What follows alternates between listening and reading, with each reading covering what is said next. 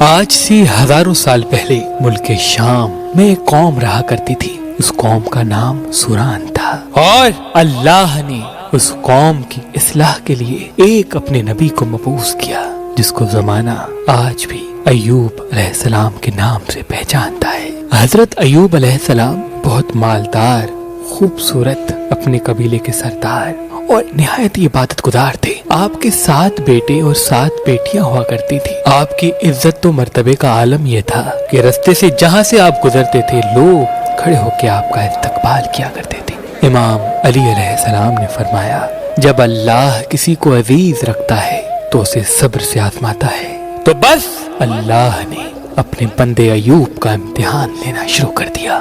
حضرت ایوب علیہ السلام کی ساری اولاد مر گئی اور ساری دولت ختم ہو گئی، اور اس کے ساتھ ساتھ اللہ نے ایوب کو ایسی بیماری دی تھی جس میں ایوب علیہ السلام کا گوشت گلنے لگا، یہاں تک کہ ہڈیاں تک آشنا ہونے لگی. بس دنیا نے اپنا روپ بدلنا شروع کر دیا. وہ لوگ جو ایوب علیہ السلام کی عزت کیا کرتے تھے، کھڑے ہو کے استقبال کرتے تھے، وہ لوگ حضرت ایوب علیہ السلام کی توہین کرنے لگے. یہ کہنے لگے کہ اللہ اس سے ناراض ہے، اللہ کا عذاب ہے ایوب پر. یہ کوئی نبی نہیں، یہ کوئی نبی نہیں بلکہ ایک بے انتہا گناہگار انسان ہے. یہاں تک کہ ایوب علیہ السلام سے کوئی بات تک نہیں کرتا تھا. اللہ کا نیک نبی مطمئن رہا اور مسلسل اللہ کا ذکر، اللہ کا شکر کرتا رہا. لوگوں نے یہ فیصلہ کیا کہ جو بیماری ایوب کو ہے ایسا نہ ہو کہ ہمارے بچوں کو ہو جائے. اٹھاؤ ایوب کو، اسے ہمارے محلے میں رہنے کا کوئی حق نہیں. بس لاٹھیوں اور کپڑے میں لپیٹ کر ایوب علیہ السلام کو کچرے کے ڈھیر پہ پھینک آتے ہیں. بس ایوب علیہ السلام کے ساتھ ان کی بیوی اور ایوب مطمئن رہ کر اللہ کا ذکر کرتے ہیں، شکر کرتے ہیں. جب کھانے کے لیے کچھ نہ بچا تو ایوب علیہ السلام کی زوجہ لوگوں کے گھروں میں جا کر کام کیا کرتی تھی. وہ جو تھوڑی سی اجرت ملتی تھی اس میں سے حضرت ایوب علیہ السلام کا علاج کراتی تھی. لیکن ایوب علیہ السلام اللہ کے ذکر و شکر میں مصروف رہے. تاریخ میں لکھا 12 ماہ یا 18 ماہ مسلسل ایوب علیہ السلام کی بیماری بڑھتی رہی. ایک دن آپ کی زوجہ نے کہا، اے اللہ کے نبی، آپ اللہ سے دعا کیوں نہیں کرتے کہ اللہ آپ کو شفا عطا کرے؟ حضرت ایوب نے مسکرا کے کہا، مجھے یہ بتاؤ ہم نے خوشحالی میں کتنے برس گزارے؟ ان کی بیوی نے کہا کہ تقریباً 80 سال. تو آپ رونے لگے اور کہا 80 سال تک خوشحال رہے تو خوش تھے، ابھی 1 سال سے اللہ نے امتحان لیا تو میں ہمت کو ختم کر دوں. جب تک اللہ اپنے بندے کو آزمانا چاہے میں امتحان دوں گا. یہاں تک کہ حضرت ایوب علیہ السلام کے جو جسم پہ زخم ہوا کرتے تھے اس میں کیڑے پڑ گئے. اگر کوئی کیڑا گر جاتا تھا ایوب علیہ السلام اس کو اٹھا کے اپنے جسم پہ رکھ دیتے تھے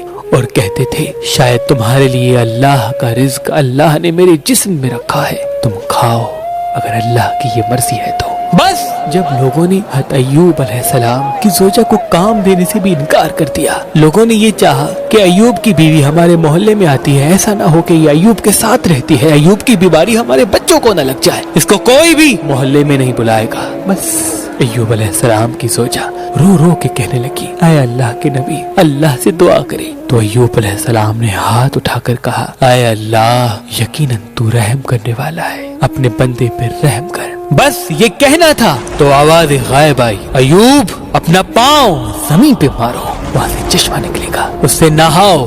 بس ایوب علیہ السلام نے اپنا پاؤں زمین پہ مارا، وہاں سے چشمہ نمودار ہوا. ایوب علیہ السلام نے جیسے ہی اس پانی کو اپنے جسم پہ لگایا، اللہ کے فضل و کرم سے ایوب علیہ السلام کی بیماری ختم ہو گئی اور وہ پھر سے جوان ہو گئے.